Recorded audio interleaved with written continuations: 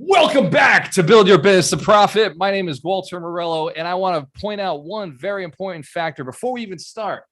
Your business is not to be a job. It is not just a stream of income, and it's not your stream of income, even if it was. It is supposed to be sold to somebody else. Your business is built to be sold. Now, in order to be sold, a business must profit. Now, I know this is counterintuitive to many people who start in life, but you're ultimately going to die. I think that's important to realize. We didn't start businesses so that we could work the rest of our lives. Hence the camera, if you started a business because you wanted financial freedom, that was the reason you got into this game. Hell yeah. You wanted to, and let me guess, never work again. The idea was financial freedom so you could never work again. And then you got sold the dream that building a business was the way to do it. Hands to the camera. If you can relate, you were told, but have your own business, be an entrepreneur, you'll be financially free. Well, they missed the equation of how you get free. So yes, it's true. The business is a path to becoming financially free. The investments are a path to becoming financially free. Brian is on the call. He's a real estate investor, a landlord, owns a lot of property and manages said property, which means he's not completely free. Now, financially, he doesn't have to work for anybody else, which is great, but he's become his own boss. And sometimes, Brian, you're a pretty unrelenting boss, aren't you? Making yourself work those hard hours. I know. Ask me how I know. I've been there. In fact, sometimes I even do it with this training company because, you just get obsessed. You fall in love, but you want to be able to walk away from the business at any point. And that business that you can walk away from is also a business that could be sold. Now, you want to ask where. Well, if you don't want to ask, I should ask, where did I come up with this strategy? Well, I came up with it through studying people who are extremely successful, the people who are the richest people on the planet. And by the way, drop into the chat. Who are the richest people? Just names that you can think of, richest people on the planet right now. Top 5 names that come to your mind. If you're driving in the car, Brian, you're excluded from this activity. Jonathan, if you're sitting still, you can drop it in the chat there. So top 5 names. I'll name a few. The people that I studied, it was Bezos. There was Richard Branson, Warren Buffett. Let's see, Elon Musk. Okay, Melanie, stole the easy one. Way to go. There you go. Oprah. Good job. New one. Excellent. So these are all people I was studying. And now each one of these people has a company that is public, except for Oprah. She's pretty clever. She's kept her company private, but she does have investors in her company. Each one of them has sold the majority of their companies. In fact, Bezos, when he went through his divorce, owned 17% of Amazon. Only 17%. Now, after the divorce, I believe it's 9% is what his ownership is. So how is he one of the richest men on the planet? Oh, Zuckerberg's another one. How is he one of the richest people on the planet if he only owns 9% of his company? If he sold, by the way, that's what that means. He sold 91% of his company. And he doesn't have to show up to work anymore, by the way. He is the CEO by choice, but he could pass that CEO role to somebody else and never show up again and just be the largest majority holder of his company because he sold the business. You have to build in a retirement plan. If your business requires you, this is one of the things I work on with Melanie. I want Melanie to be a business owner, not the business's little bitch. Answer the camera if you've ever been your business's little bitch. You, the main employee, the person walking and working and talking to everybody. Yes, we've all done it. That is a temporary role. You've heard me say it before. Learn it, do it, delegate it. Learn it, do it, automate it, learn it, do it, teach it, learn it, do it, train it, whatever the process is in your business. The idea is that you learn it, do it, and hire somebody else to do the rest of the work. Each role that you play should be an education. Entrepreneurs, we have a quote that is common in the industry. We say, we solve problems for a profit. That's the definition of an entrepreneur. We solve problems for a profit. But somebody who becomes rich teaches others how to solve problems for a profit. They employ others to solve problems for a profit. Does that make sense? We employ others. We inspire others. Jen, you mind? Sorry. Your mic? Yeah, I'm muting my. I'm getting feedback. Cool. Thank you. And this comes from one of the wealth principles. This comes from wealth principle, I want to say 20 something. If I pull it up really quickly, build your business to sell your business. Can't remember which one it is. Build a business, sell a business, offer high ticket item, study people. It's coming up. Start a business, sell your business, get rich. Wealth principle 33. You start your business to sell your business. And why am I hammering it? Because I want you building your business the right way, right? Each one of us builds it to make money. We do it to get income. And that's an immediate need. It's not a business if it doesn't make money. But that only gives you income. What we're looking for in a business is profit. Profit is the beginning factor for sale. When you go to sell a company, you don't sell it based on revenue. You sell based on profit. What was the profit number of the business that year? So if your business profited 100,000, the average business, is valued around 3 times what it profited. That makes it a $300,000 business. If the revenue was $1 million, but there was negative profit or no profit, that business is worth 0. It's only worth the assets that it holds. Maybe it's real estate, maybe it's the computers. So the business has no value with a revenue of $1 million. But a business with a revenue of 150,000 and a profit of 50,000 is a business that you could sell. Hence, Cam should recognize that. That would be worth a $300,000 price tag. And that $50,000 expense, I'm assuming, is an employee.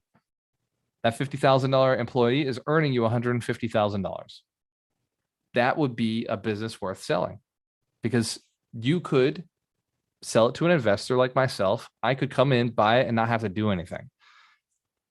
Hence, Cam, if you recognize that. Now check this one out. You've seen that show, Love It or List It, on HGTV, where you've got one person is an agent who wants to sell the house and then get them to buy another one. And the other person is a contractor who wants them to fall in love with the house again. So they fall in love with it and they keep the property.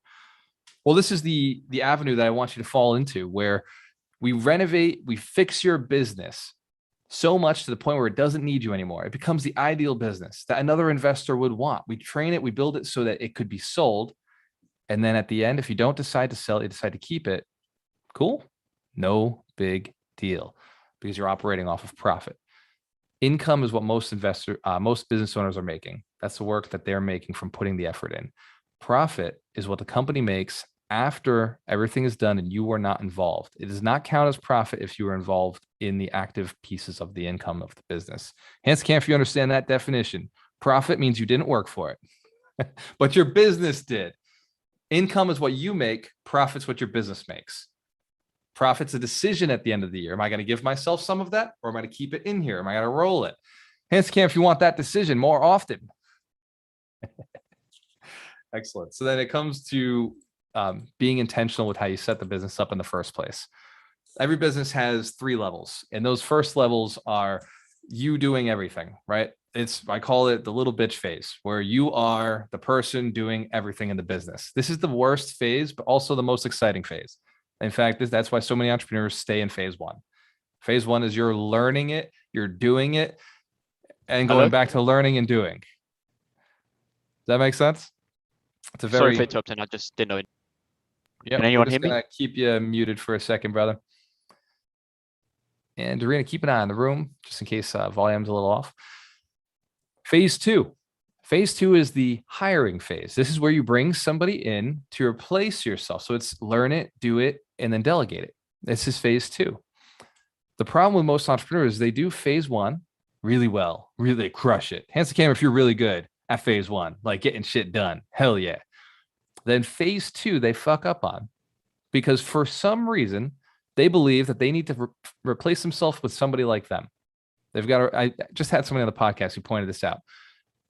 They try to hire somebody who's just like them. And then one of 2 things happens. One, and this is the scary one, is the person comes in, is really good, just like them for about 3 months, and then leaves and starts their own business. Right? Hands to the camera if that makes sense. We're actually going to remove. All right. If you can, Yassine, if you can keep your mic muted, we'll keep you in the room, brother. Awesome. So then we can take that great option, right? They start a business without us. Awesome. Terrible. Or option number 2, where they're doing the work, but they're not doing it the same level you were doing it. Does that make sense? They're doing the work, but they're not doing it to the same level that you're doing it. it's happened to, hands the camera if it's happened to you in this room. Okay. All right. That's because you hired somebody like you. You hired somebody like you who is an entrepreneur who wants to drive. And then you went to the other side and you hired somebody who is the complete opposite of you, who does all of the tasks that you're not good at, maybe administrative, but not the sales piece, not the marketing piece. So there's an aspect to the business where you think one person should replace yourself. The truth is it's usually two people that replace you, or a person with a highly leveraged system. You need marketing and you need the business on the back end. Both of those aspects are going to be key to expanding to phase 2 properly. Hands to cam, if you recognize it costs more money to get to phase 2, there's a more significant cost, which means your business must scale to a much more significant level before you can get to phase 2. Most entrepreneurs who try to make that shift, try to make the shift too fast. Hey, you my friend are talking facts. Off. All right, Hams, Doreen, you got him? They're very persistent. I keep coming back. No, just remove them from the room. I did. And then don't promote them in. Well, once I promote, they come back. So remove them from the promote? I'm working on it. Very good. I Gualter, you bold. You get your money up, not your funny up. All right. You got him? Yes. Hilarious. All right. Normally, we don't have this issue with the Zoom because normally we're more, I guess, we don't let people who are dumb in. And now we made the mistake of letting 2 people who are dumb in. So hands to cam, if you're gaining value from this training, hands to cam, if you know there's about 90% of the population out there who are a bunch of idiots who don't make money and don't know how to make money and would never see money if it fell in front of them. Let's have a moment of silence for those 2 clowns who will probably miss out on a great opportunity for the rest of their lives. I feel bad, but not really, because you're here and you're looking to get to the next level. Phase 2 requires a little more income before you jump into it. Phase 2 just means if you were making 100,000 and you want to make 100,000 after profit, you're going to have to go and make $200,000. Work a little harder, bring on the person who takes on the stuff you don't like, but do not leave them the company. They're not equipped to do that. Then you bring on the salesperson or the marketing person. That extra piece is what's going to make sure the company doesn't die when you leave. Or in Melanie's case, the manager. Bring in the manager and make them a better manager than you ever were. And also have somebody who does the paperwork, because a good manager sucks at paperwork. This is just a people person is not good at the task stuff sometimes. Hands to cam, if you recognize even that in yourself, there's one side of that you're really good at. Either you're a really good people person or you're really good at the systems side of your business. Whatever your strength is, you're going to hire the weakness first. Hire the weakness, bring them in, and then replace your strength. So phase 2 can be a little complex. Phase 2 is a little bit of a process. It's a balancing act. You'll make some mistakes in the first place, but I think because of this training, you're better equipped to do that. Hands to the camera if you believe phase 2 is worth it, even though it's a little more complex. Excellent, excellent. Then you've got phase 3. This is where the money is. Phase 3 is a business that builds itself. It continues to grow and continues to scale beyond you, because phase 2 is a business that maintains at best. It stays about the same. Yeah, just leave them out there, Durant. We'll leave them in the waiting room. Anybody who didn't show up on time doesn't get to be face first like each one of you. Let's give yourselves a round of applause for showing up early. Excellent. Phase 3 takes a whole separate skill. Phase 3 takes being able to identify a scale process. A person comes after the process. Being able to look at your business over the next 3 to 5 years and saying, if we hit these targets for the next 3 years, for the next 3 months, for the next 5 years, we're going to attain the goal that we're looking for. It takes a plan, a clear plan. Doreen and I were talking about a business plan, which, by the way, at the 100 Millionaires Summit, we are going to put a business plan together for you. Stage 3 requires a business plan. Stage 1 of your business does not need a business plan. You know what the business plan of stage 1 is? Wake up, do shit, right? Wake up, sell stuff. Like, that's phase 1 of any business, is just go do more of the activity that brings in more money. Phase 2 doesn't require a business plan. Phase 2 means just do what I did previously. right? Follow all the stuff I did before. Keep doing that. Phase 3 requires a future plan of the business. The problem with most entrepreneurs and most people who are selling you a business plan is that they're telling you, you need this to be successful. False. You need this to sell your business. You need this to scale. You need this to retire. The business plan is how you get out of the business, but it's not how you build the business. Hence, if you recognize that's true. Anyone of you need a business plan to get started, right? No, shit. Like, go buy assets, sell them to somebody else, right? Buy a property, rent the space out to somebody else for more than it costs you to own it. Go buy a cheaper product and sell it for more. Add some value, sell it for more, right?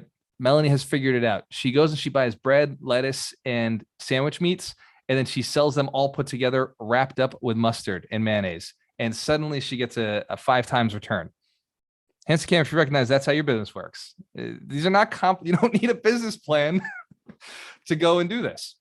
What you do need a business plan is for you to finally sell the business or decide to keep it. You just need a business plan, either fall in love with it or sell it. Hence the Cam, if you recognize it's a valuable asset for stage 3. Hence the Cam, if you recognize you might have been missing this business plan, and that's why you're still working in the business. I know that one's a tough one to raise your hands to, but I see the nods. I see you guys. Would you be interested in learning the basics of a business plan for phase 3? Well, then you got to show up to the 100 Millionaires Summit in October, in Orlando, October 22nd to the 24th. We will be building your custom business plan for you, your business, very specifically. It's going to take me days to make sure that you're in the right state of mind and that you understand what the right assets are and how to do this. But for those of you who are on the call, I'll give you a brief synopsis of what the business plan does. One, creates a marketing strategy that scales over time. A marketing strategy that scales over time, which means an entire marketing department, or you can outsource marketing and you can bring on a marketing company. And for most companies, that is the right path to do. In fact, that's what we've done with Alchemist Nation. We've made sure that we went and put somebody else out there marketing. So we did in our South Coast Capital Investments. We have agents and we have wholesalers who do the marketing for us. They find us the properties. They list the properties. So this is a marketing thing, can be done outsourced, but you need a plan for it. And you need to have targets and goals set for each year. And somebody needs to be able to go back and look at this plan and say, did I do it? Am I on track? Am I on target? Am I hitting the acquisitions that I was supposed to hit? Am I hitting the rentals that I was supposed to hit? Am I hitting the number of sandwiches created each year, each month, each week, each day? The business plan has forecast for marketing. Hence, can you recognize that's true? A forecast for marketing that scales over time. Second, a sales forecast. You should reasonably, if you've been in business for more than 2 years, you should reasonably be able to look at next year and have an idea of how much more sales there should be there. Barring, an incident like COVID, which should have doubled your sales. Who caught that one? COVID should have been an opportunity to increase sales. Yes. Not something that would bring sales down. It would change the business plan. It would certainly mean you have to go revisit the business plan, adjust the business plan. But with it, anytime you readjust or revisit the business plan, more income should come out of it. Does that make sense? Anytime you go and review and revisit the business plan, it's to increase income. It's to say something either went wrong or something's about to go really right. I'm going to change my business plan. Otherwise, this thing doesn't change. It stays on track, doing its job. If all things are working, keep it in place. So that's marketing, that's sales. You need to forecast both of those. Those will then dictate the activities and the assets that need to be built in place. If we're going to, we'll take rental property, for instance. Hands to Cam, if you own rental property or have a desire to own rental property, then you're going to love this example. Take what you own and then double it next year. We know what the projections would look like. We know what the cash flow is going to look like. We know what the equity should look like. We know what the expenses are going to look like. It's a very easy business to scale and model and look out into the future. So then the only responsibility then is for your acquisitions team to pick those properties up. And then for your property manager to fall in place and do what a property manager does. And then you can look out 3 years into the future. This is how South Coast Capital Investments is built. That's how we looked at the $1 billion plan. We just added up to the point of $1 billion. Does that make sense? Excellent. So now you know what assets you need to either build or buy. In real estate, we buy, and in other businesses, you may be building. Some of those assets, me and Jen Sullivan, we work together on her business, Jen's Pens, and the concept of building assets in that business makes more sense than acquiring assets. There's really no houses to buy. There's not a lot of technology for us to purchase, but the assets are, what would a person have to say or do in order for us to make this book better, more clear to the author's message? Could we get this automated? Could we just ask a series of very concise questions that give us the exact answers that we want? We use NLP. We use a little bit of neurolinguistic programming to make sure that the words that we're using for questions bring back the right answers that create a really engaging story. So those are assets for us to add into the business. So we could then say this asset needs to be acquired. This form needs to get down to the point of efficiency where it brings back 2 times out of 10 the perfect results. And then if we can get it up to 4 times out of 10 and 6 times out of 10, you set those goals to improve certain assets in your business over the next 3 years. You can't do it all in 1 year. And to try is insanity.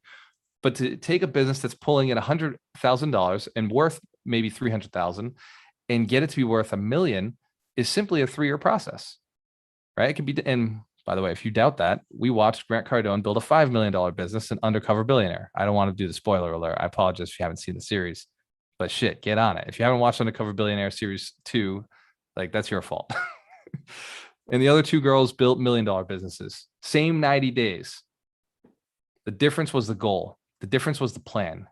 He had a business plan, a goal to hit a $10 million business. He missed. But because the plan was so high, it hit pretty damn close. It passed everybody else. Everybody else had a plan to, in 90 days, make $1 million. Guess what they made? $1 million. These are professionals who know how to build plans. These are professionals who know how to enact their plans. They had their business plans written out. And if you watch Monique, she actually shows you some of her business plan written out of what it would look like. Elaine, you get to see her business plan written out, what it's going to look like. Grant says the same thing. We've got to get X amount of clients in X amount of time at X amount price to get our valuation. And then from that point, it's just let somebody else run the business. Undercover Billionaire, when they left, those businesses were still running. Anybody catch that? Anybody catch like how that subtle piece works?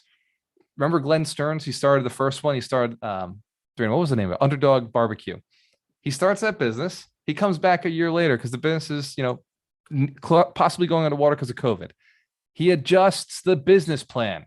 That's all he did. He goes in, he tweaks the business plan. He fires somebody, hires somebody, tweaks the plan. Now they offer everything COVID friendly. They open an outdoor space. They changed some of what they were doing, and suddenly profit went up because of the business plan. Phase 3 of the entrepreneurial journey is plan for sale.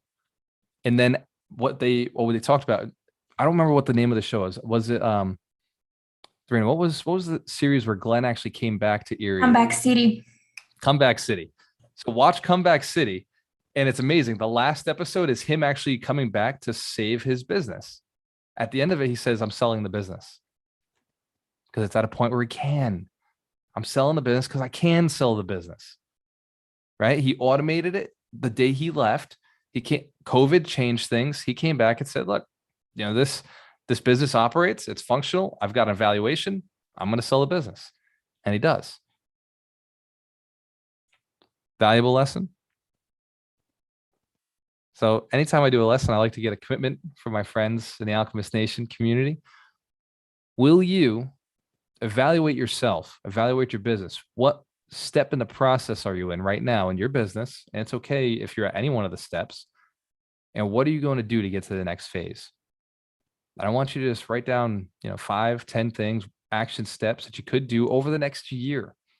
I'm not saying 90 days. It doesn't have to be done in 90, although it could, right? It could be done in 90 days. You could build a multi-million-dollar business or $1 million business in 90 days. We've seen it done. But let's just commit to a year. Let's get yourself out of phase. If you're in phase 1, let's get you to phase 2. If you're in phase 2, let's get you to phase 3. Melanie, you don't have a choice. You're going to phase 3. You're already deep in phase 2. And Brian, she's in phase 3. She's in phase 3. That's what she's doing with you right now. It truly is. Well, her business has the ability to be in phase 3. I don't know if mentally she's accepted phase 3, where she doesn't show up to the business anymore. Terry, how do you feel she is emotionally there? She's in phase 3. Yeah. Yeah. Let's give Melanie Santos a round of applause. Yeah. One of the things that we talk about. Sorry, I'm late, everybody. Thank you, Gualter, for holding court. I appreciate it. One of the things we talk about with the 3 business phases is working it out. Wait, what is it? Figuring it out, working it out, rocking it out. And she's rocking it out. She and Steve are rocking it out right now. There's some more phases after that that we really don't get into when you really start to build. But the rocking it out phase is where you start to really want to get with people that know how to build a business, really know how to get those systems involved. And so I know Gualter has you guys writing some ideas down. So does anybody want to share some of those ideas? I don't want to take over. You keep going. No, I was actually going to end the call and jump off. So Terry, if you want to run second half, hands the cam if you'd be interested in a second half. I wasn't planning on a second half. I didn't. I just jumped in hearing the last thing you started. So catch me up to speed before we go second half, and I take it in a totally different direction. Oh, excellent. So the things to write down are things that will move you from phase whatever you're in into the next phase, and the tasks you can do, and then giving yourself there's a book called The 12-Week Year. We're giving you a monthly 12 processes or 12 steps, 12 time periods, whether it's a month, where you can attack each one of these. Or if you choose to be ambitious, maybe you could do it over 12 weeks. But first, write down the steps that it would take to get you to the next phase in your business, because the goal is for your business to profit so you can sell your business. You may not want to sell your business at the level of a $100,000 business. You may not want to sell it at $1 million business. You may be going for the $10 million business or a $20 million business. But the idea is at least have a plan set in place so that it grows automatically without you. Phase 3 is the company grows without you because it has a business plan and a team that follows it. The business plan is only valuable when you have the team in place to follow the business plan. Hands to camera if that makes sense. Excellent. So then, Terry, they're all yours. All right. Thank you very much. Appreciate it. And I will talk to you tomorrow morning. Let's give Dr. Terry Wager a round of applause. Give Walter a round of applause for stepping in, jumping in. He found out like 10 minutes before this thing was going off that he needed to cover for me because I was actually with Mitch Jaworski. So we were out looking at one of his properties, and man, he's got a lot going on with that. So anyway. He's in phase 1 on that one. He is. You know what? If there was a phase before 1, that's where he's at. It's like, oh shit, what did I get into? And those happen sometimes. And the funny thing is that's where you really go, okay, I need to jump into phase 1 and I need to start putting a plan together to move forward. Too often people end up stuck in I'm not sure what to do next plan to move forward. And so they just sit and they go in circles trying to make things happen. And there's a rigidity that happens when we start to get scared and then we can't take the action. And that's where a lot of people get stuck. And they may be in phase 3, they may be in phase 2, they may be in phase 1. It doesn't matter. But as soon as you get rigid, you start to move back. And so one of the questions that Gualter was asking is, what are the steps that you're taking? So let's hear from a couple of people about what phase you think you're in, and then what some of the steps you're taking are.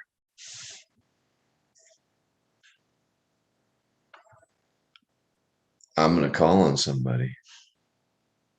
Jen, go ahead. I'm definitely in phase 1 right now.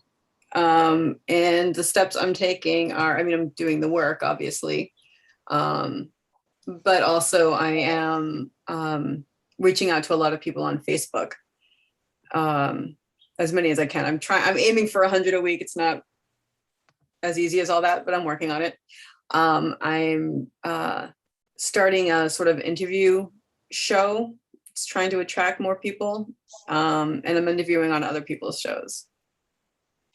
Okay, very good. So I wasn't positive about if Gualter talked about the different benchmarks for phase 1, phase 2, and phase 3. Did he say anything about that? Can somebody say what he said the benchmarks for those were? Anybody? He kind of with doing it delegated. Was there any kind of money attached to that? Okay, so one of the things that we think about, Christine and I, when we're talking about at Generator Coaching, phases of business, is there are some financial benchmarks that you can tell where your business is at. Because if you're doing stuff, that's great. It's good to do stuff, because if you're not doing anything, you're not moving forward. But if you don't have any monetary benchmarks, then you're also in trouble, because you don't know where you're at. And so we talk about phase 1 is you're not making over $5,000 a month for 4 months. If you've made $5,000 a month for 4 months consecutively, or 8 proven sales is another one we look at. Actually, for me, the proof of the business concept is 8 proven sales. So when you move into phase 1, have you made $5,000 4 months in a row? And that's 5 or more, 4 months in a row. And if you have, then you have a proven concept with the 8 sales, and you have a business that has just moved into phase 2 at $5,000. That's $5K 4 months in a row. Phase 2 is about. That is phase 2. Phase 2 is what?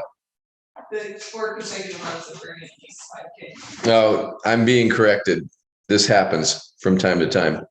Phase 2 is 5K a month. I don't think so. I like the way I do it. Phase 1, you have 5K a month for the 4 months. And then phase 2, you move into $5,000 to $10,000 a month for a number of consecutive months. I like 4 again. And then phase 3 is where you start to actually have that income continuous over time, and you're able to start actually spending money on marketing. And in phase 1, I'm not a big fan of spending money on marketing, because you don't have anything to market. Phase 2, you don't have anything to market either. And so now that I think about what Christine was just talking to me about, she's right.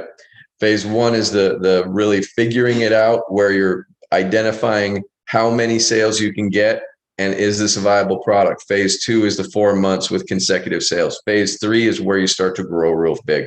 And so I stand corrected. Thank you, Christine. I had to think about it. I'm still in driving mode.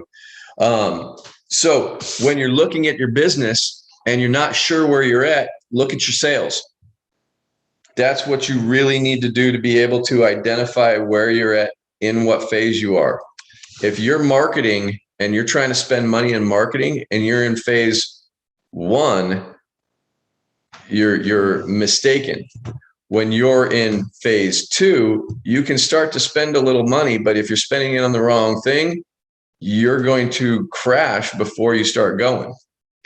And so we really look at also the idea of what kind of activities you're supposed to be doing in phase 1 and in phase 2 and in phase 3. And for us, outbound sales calls and sales conversations and that type of thing is about 35% of our time. Marketing is all about nurturing lists, talking to people. And when I say nurturing lists, in the beginning of your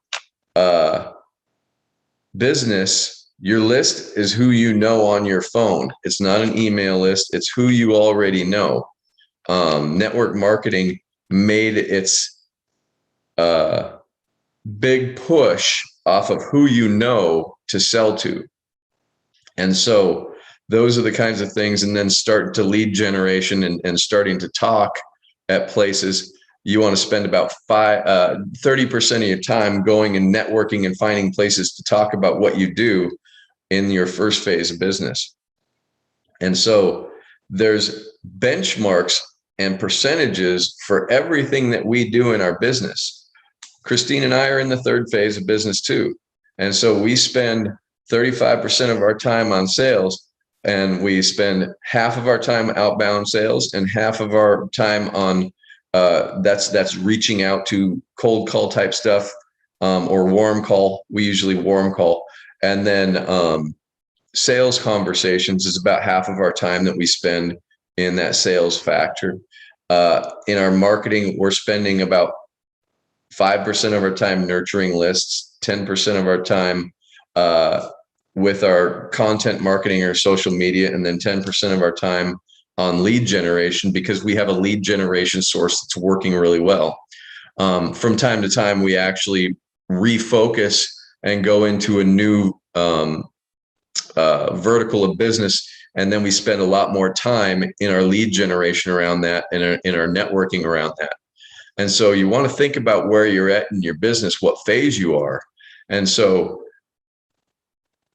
too many people get stuck in spending money on marketing or spending time on putting a website together. You don't need a website, you need a web page, and you don't need to work on it during the time you can use a phone, because people only answer during certain times of the day. You have to be really focused on those are the times I'm making phone calls. And so whether you're using a script or you're just talking to people, that's okay. I would suggest, if you're doing that kind of thing, when you're trying to move yourself forward in your business, to move from stage 1 to stage 2, you make a lot of phone calls, and you always have a call to action, which is, let's talk again. Or, would you like to buy what I'm selling, in some kind of way? That's really the idea of what you want to do, especially in phase 1. You talk about what you have, you talk about what they're looking for, why they're looking for it, how you can help them. Do you want to work together? And it's a very, very seamless thing when you have a good product that you've already sold a few times, so you know that it sells. Then it's all about talking to the people. You cannot build a business without sales, and you cannot build a business without talking to people to sell to. And so, I don't know, has anybody ever spent extra time doing things like, rewriting an email a bunch of times, or maybe rewriting an offer before you put it in for those real estate people, and you just keep rewriting it? Or maybe you got to make phone calls, but then you go get a cup of coffee instead. These are the things that I suffer from. I drink a lot of coffee instead of phoning people. Actually, I just drink a lot of coffee. But those are the kinds of things we do all the time, and we think we're building our business when we're actually just putting blocks in our way. And a lot of that comes from wanting to be in a different phase than we are, and not wanting to do the tasks of the phase that we're in.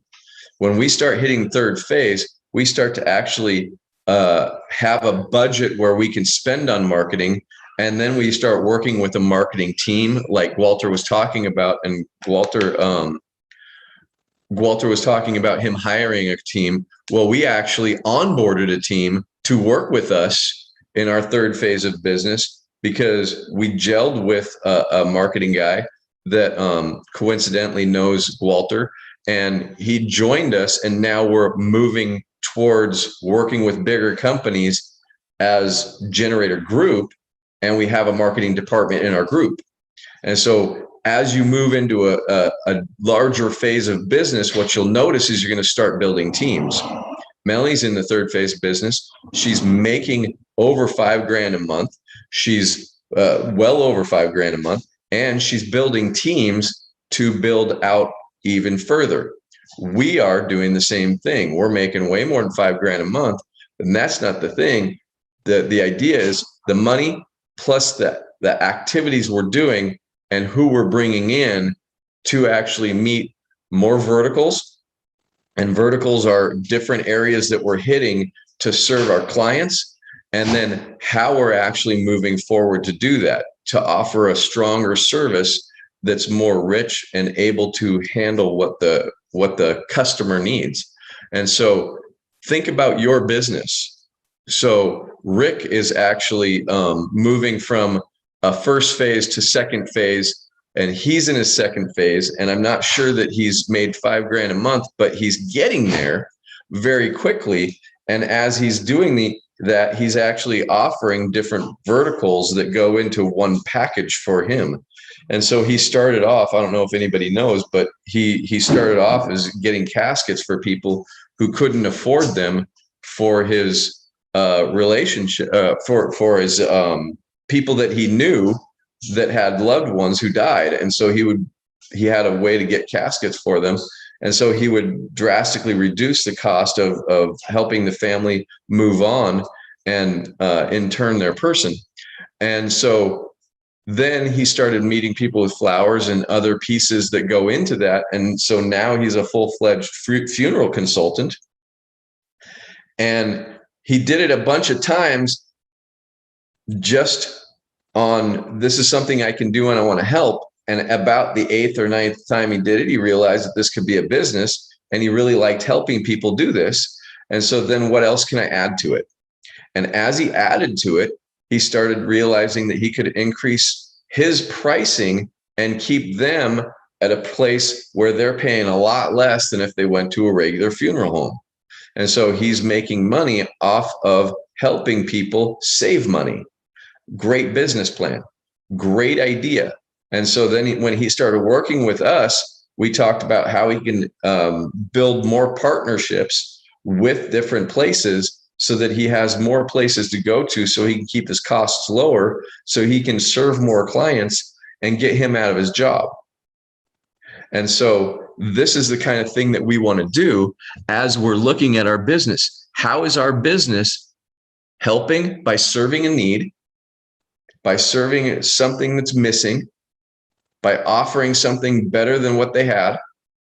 And then as they get that, how can we add little different pieces that make it even more attractive or help a problem that continues to be there even though we're solving a problem? Because one of the things Christine and I learned a long time ago is that when you solve a problem, you create a problem. And so you solve a problem, create a problem, create a problem, or solve another problem, create another problem.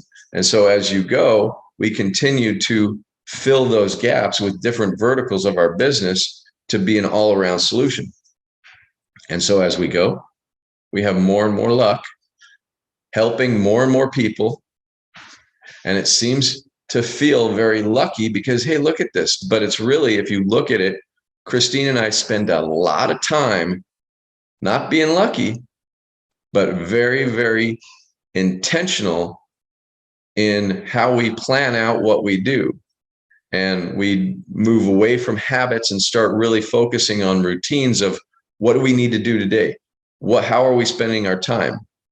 How are we removing the distractions so that we can actually implement those different things we're looking for in our plan? Because the plan is the direction of where we want to go.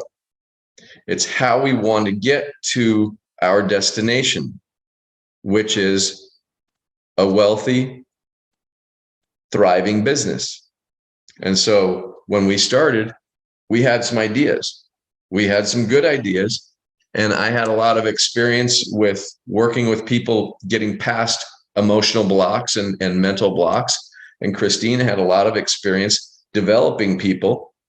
And together, we knew that we could help people actually move forward, get rid of their blocks while we develop them into high performers. And so that was a great idea. We sold a few times. We moved into a second phase going, okay, I think this is working now. How do we really want to build?